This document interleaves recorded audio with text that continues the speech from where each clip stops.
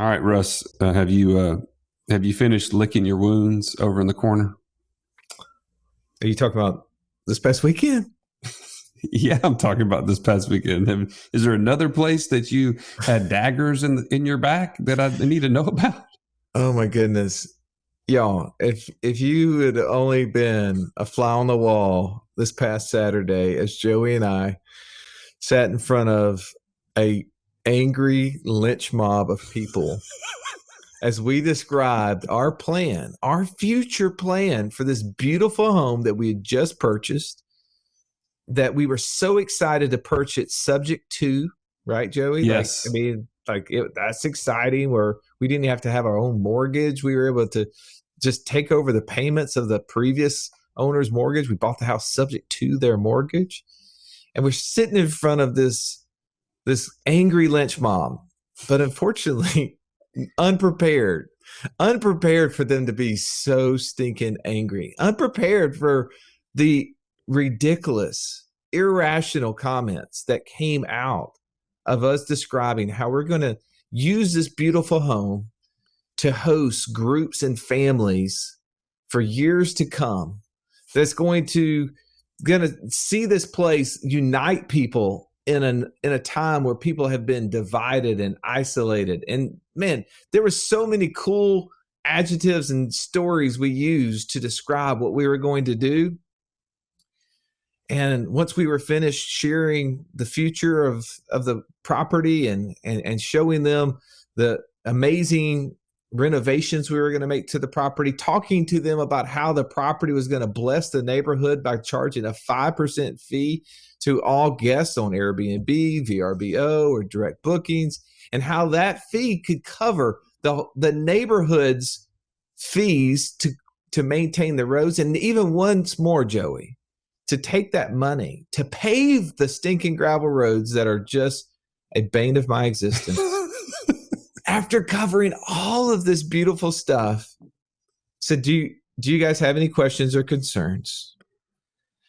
And I sat up there, Joey, and I felt like the guy at the circus on the little wheel that gets strapped, arms wide, legs wide, and just allows people to throw daggers as he's being turned on the little table. That is the best visual. I was that guy, Joey. Like, let him in on some of the things. I think it's just really interesting. Like, there's times I think we want to share successes, but I think there's times where you need to learn from the things that we're doing so that maybe you won't make the same mistakes that we've made. Well, here's the thing. I don't know if we have time to go into all the detailed responses that we received, but what we did receive was Russ and I have knowledge about how short-term rentals work, and the whole angry mob could probably not spell STR because they have no knowledge. They have no experience of how people would treat a short-term rental when they are paying upwards of $2,000 a night. And so if you can imagine, it was everything from I don't want people peeping at my daughter at the pool to I don't want people driving through my neighborhood at breakneck speeds to I don't know if they're going to throw crazy parties where people are dancing and singing and drinking to their heart's delight and this pool that you have out back. It was a litany of those concerns.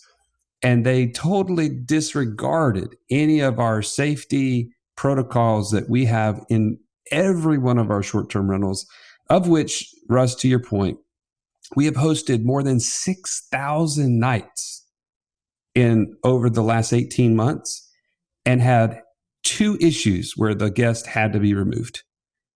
So it was an absurd experience, but it was one that I think, Russ, you and I can learn from, and to know that we have to address the fact that the unknown is scary. It's fearful.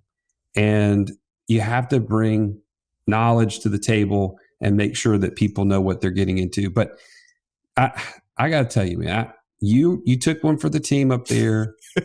I was there in support, and I was trying to speak logic into an illogical room. But hey, we're going to be better for it on the other side.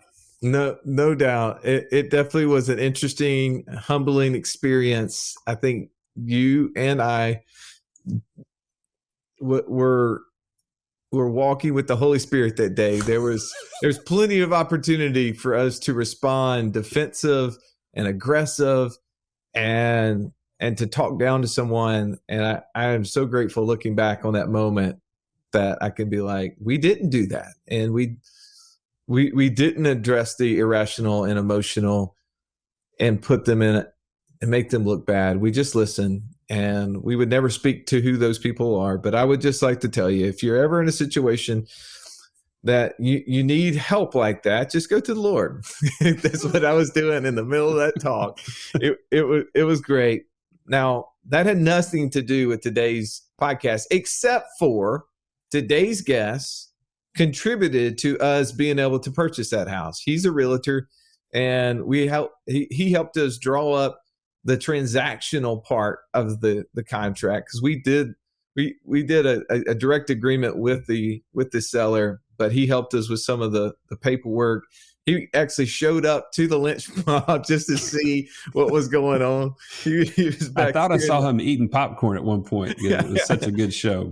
But today's episode, I think, is going to be a great one for you. If you've been on the fence on, does this concept of infinite banking really work out? How does it work out? This is one of our clients that has probably been doing it the longest, and he has been practicing what we've been preaching, and he's really been a great student and somebody who has helped his family, both him and his kids, start moving toward financial freedom. I think it's just going to be a great story for you to hear. Just real practical ideas, just simple stories of how this has changed his future. And I hope that it'll be one of those things that's an encouragement to you today. Hopefully, Joey and I's funny story of what we went through, it can be also a thing for you to know what not to do. If you ever have that scenario, reach out to us. We'll kind of write down all the list of things that we would do differently if given another chance. But Joey, let's not take any further ado. Let's jump in to this episode with Chris Vonderau.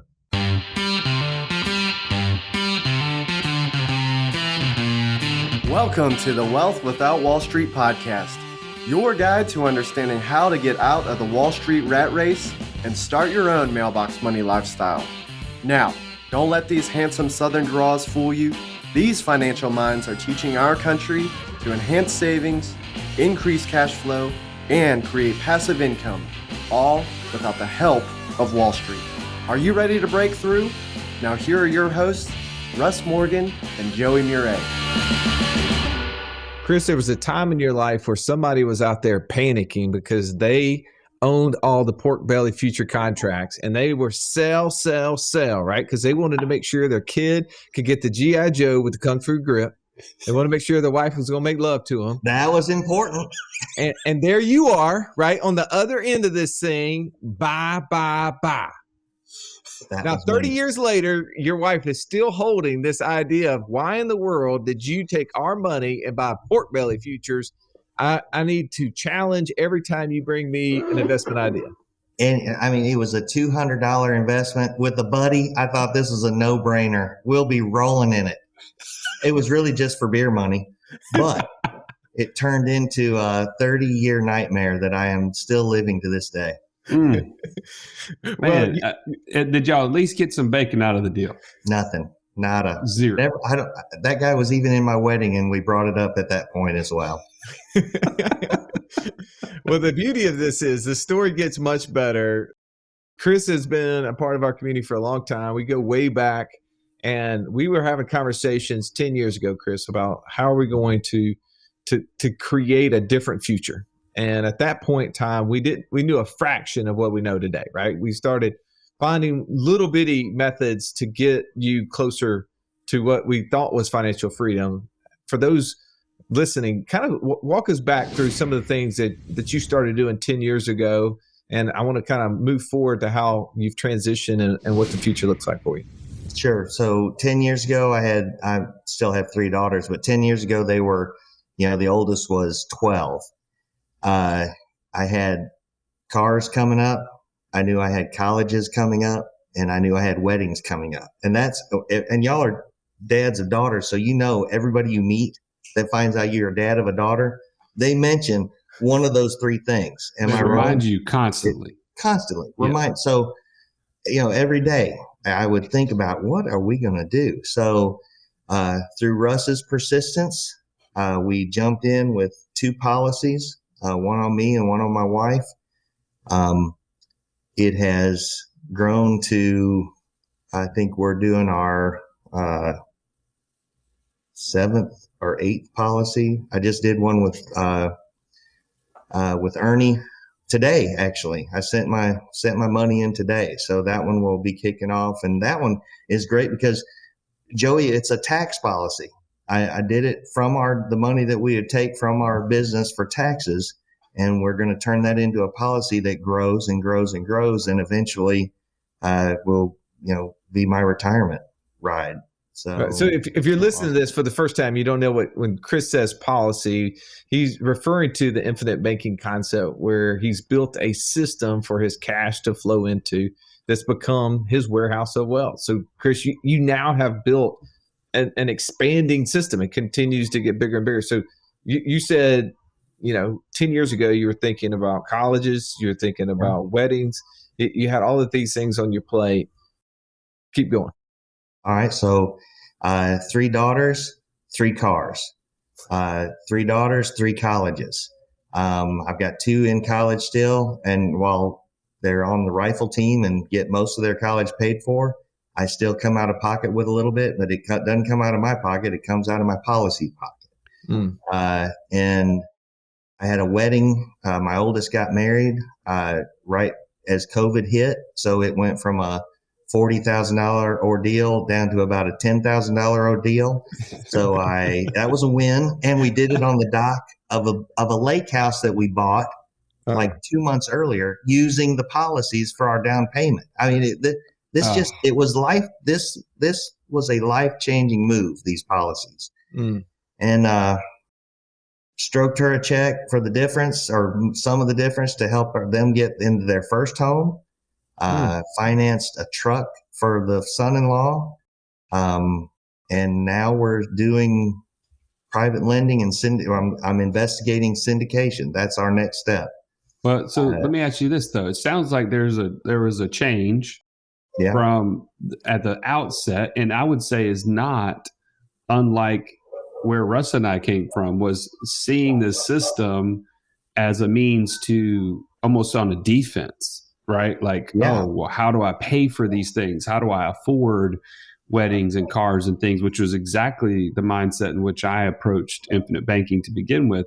But then you just mentioned, now we're going into private lending and looking at the syndications and things like that. So that's more on the offensive side of building passive income streams. When did that kind of occur in your mind? And then how did you take action on that? Sure. Well, when the son-in-law needed to borrow money for a truck, and I had the money sitting there not doing anything, listening to podcasts and immersing myself in this whole community, I realized, wait a minute, these little guys sitting here need to be at work. So I worked a deal with the family member to, okay, I'll finance your truck.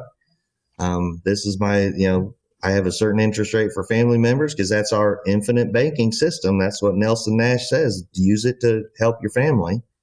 And then we turned it into, I still had some left over. So I called a buddy, David Karcher, the reverse mortgage guru, and he had some ideas, and we partnered on a couple things, and it's just been incredible. The little guys have been working. Now, I'm going to say little guys before Russ can talk anymore. I like to get it in while I can, because I know it's a rare occurrence. So obviously, the first one you mentioned was lending to a family member. It's almost like not an obligation, but it was almost like, hey, this is a natural next thing. That's what we do. Well, was there anything that you kind of learned about yourself that said, hey, I want to get into this private lending in other ways, with what you mentioned, like working with David on some deals? Sure. No, I knew I'm in real estate, have been selling residential real estate for over 25 years. I know I don't have the time to invest in managing a long-term rental or managing a short-term rental or any of that. So even before you came out with your investor DNA, I knew I needed I needed a truly mailbox income. And so looking at what y'all were talking about and talking to David, I've identified a few things that I'm comfortable with that I can just hand over the capital, and wait for the returns. So it wasn't money I needed right away. So we set it up kind of in a longer system to help them get started and on their feet.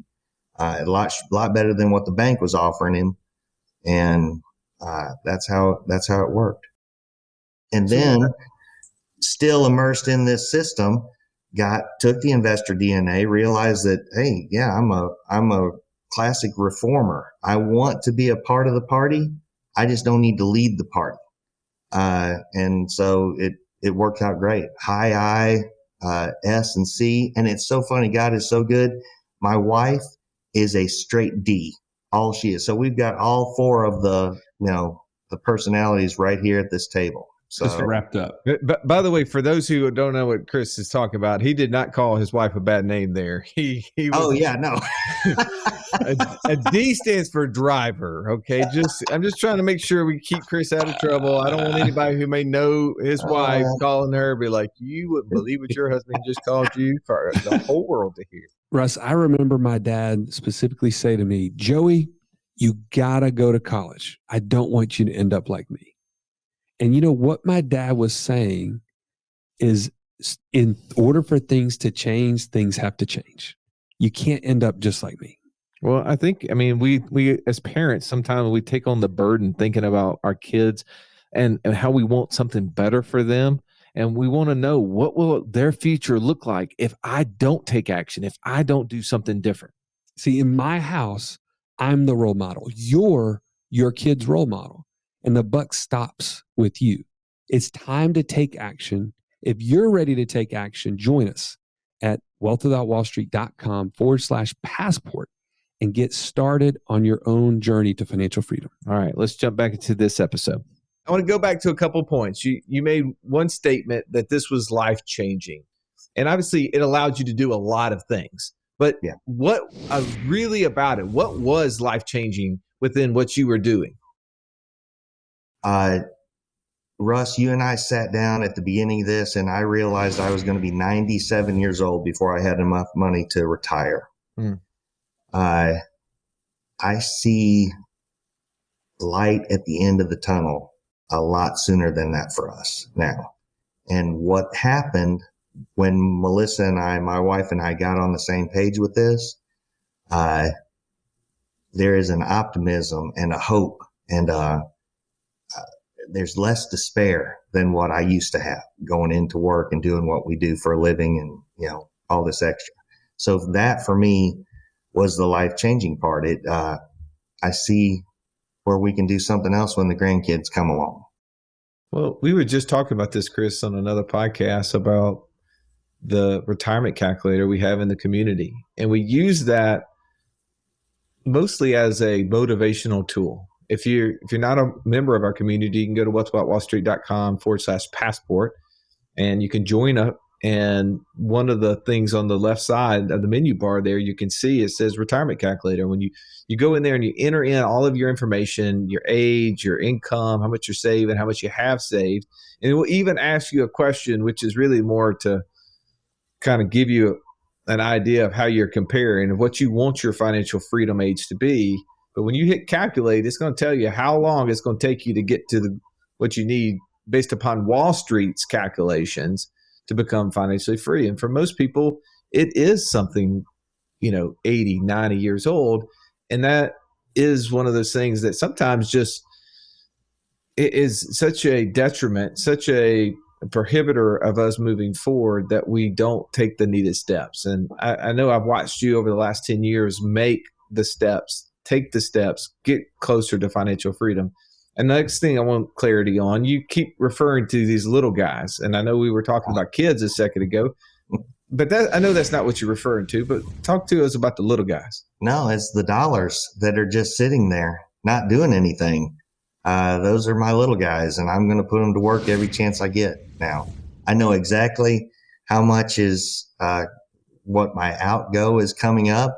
I know what is sitting there in those accounts. And so I am looking for opportunities for them to get out there and do some work for me.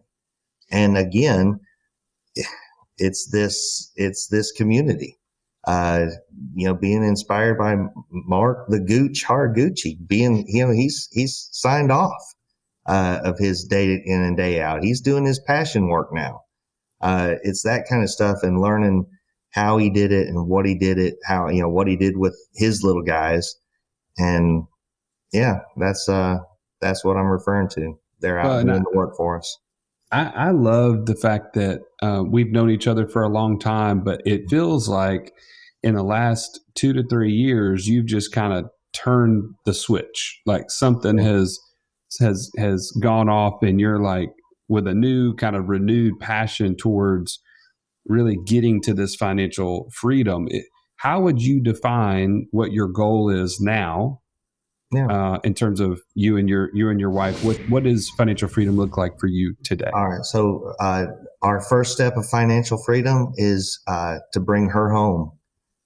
She works at the university here at the hospital. She likes her job, but there are days when she wouldn't want to go in.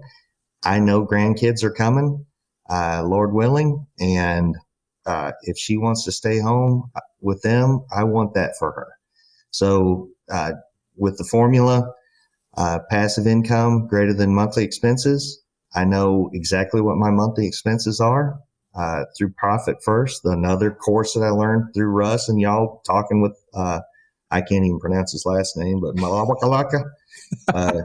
When I heard that, I went immediately to our business, redid how we treat our income coming in on our business.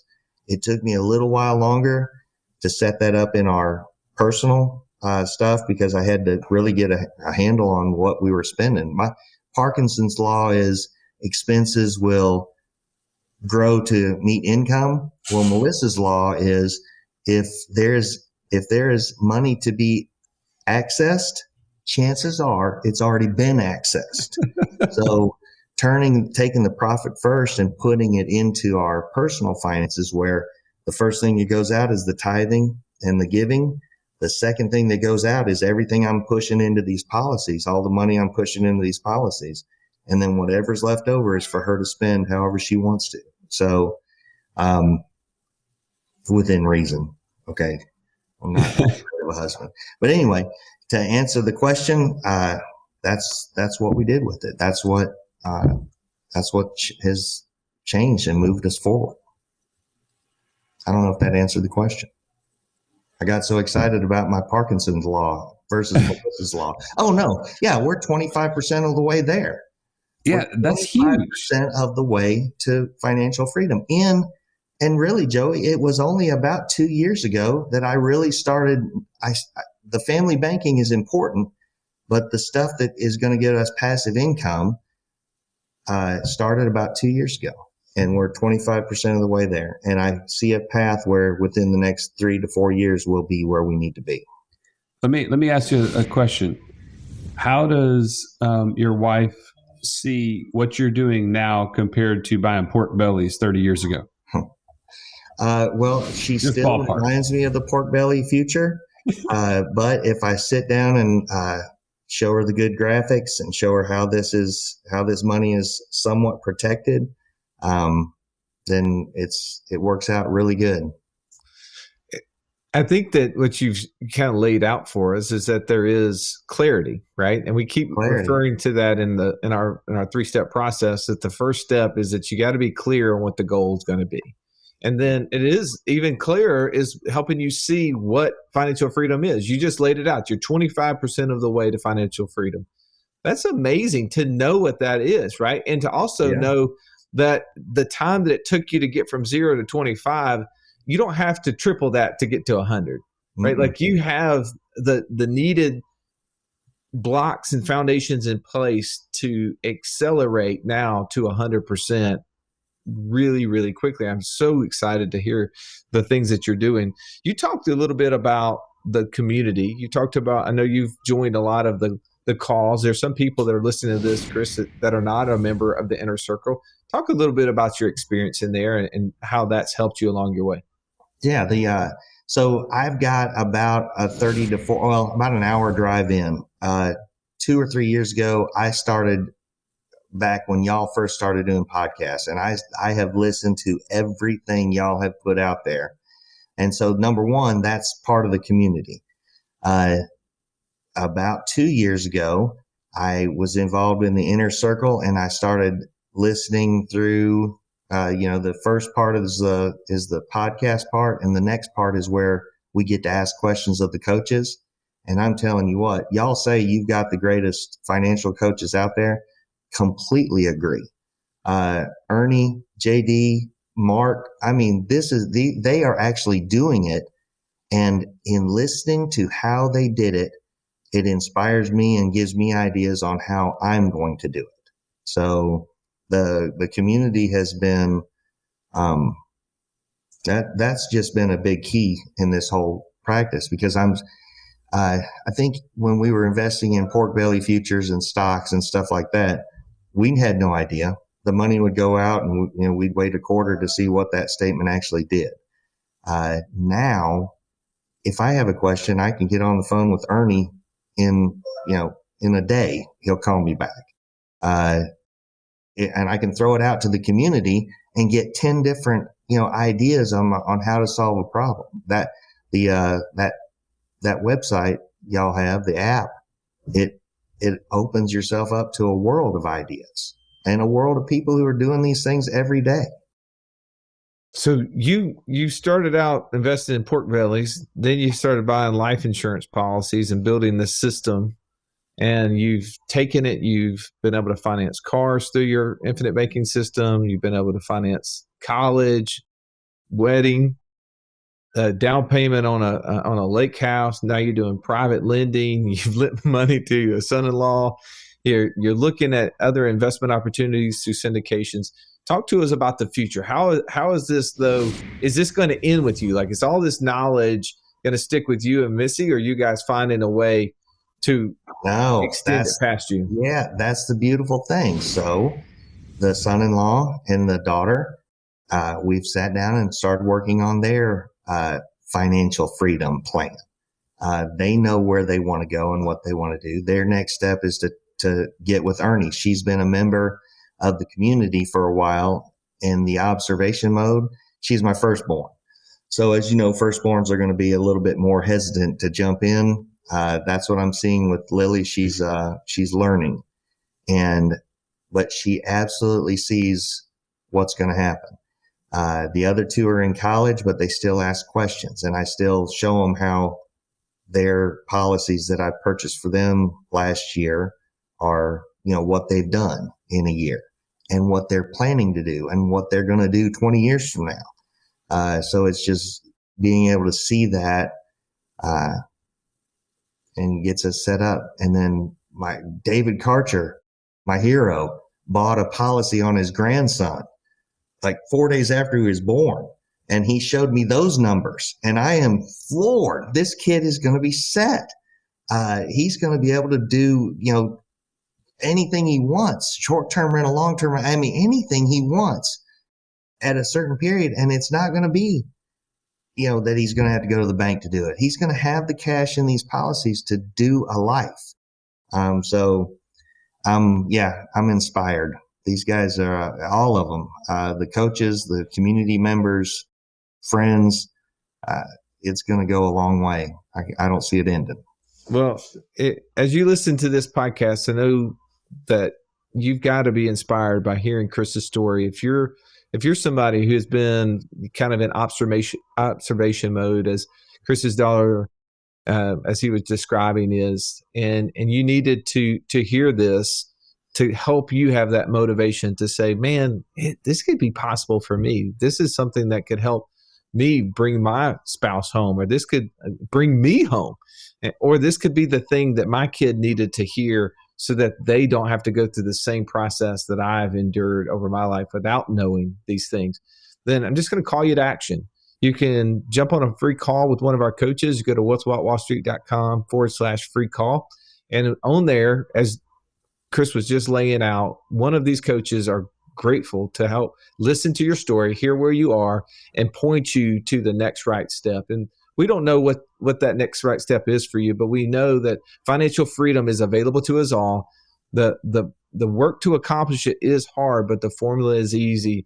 And thankfully, to people just like you, Chris, who are out there taking action, I really appreciate you coming on and sharing your story. It's just one of those things we just needed to hear today, right? There's sometimes we interview guests who are sharing these amazing passive income strategies with us, and we're all sitting there taking notes, trying to figure out what that meant. What did they say there? And how can I process that? And we have to go back and listen 4 or 5 times to see if it's a good fit for me. But I think we needed this today, Chris. We needed you to come on and just share your story of how this has been, as you said, life-changing for you and your family. And I know that it's going to change your kids and your future grandkids' future, because you guys are one who are givers. You're not going to allow anything to die with you. You're going to keep pushing it and sharing it with the world, just like you're here today. So thank you, man, for being on here. It's been a pleasure to have you. Thanks for putting it together, Russ. Joey, I'm proud to be your friend. Well, thank you as always for listening. We hope you got some value from this. If you did, please share it. Please rate and review us so other people can find us. And we will catch you on the next episode. This has been the Wealth Without Wall Street podcast. Don't forget to subscribe to the show to break free of the Wall Street mindset and begin building wealth on your own terms in places you understand, so that your wealth will never run dry. See you next episode.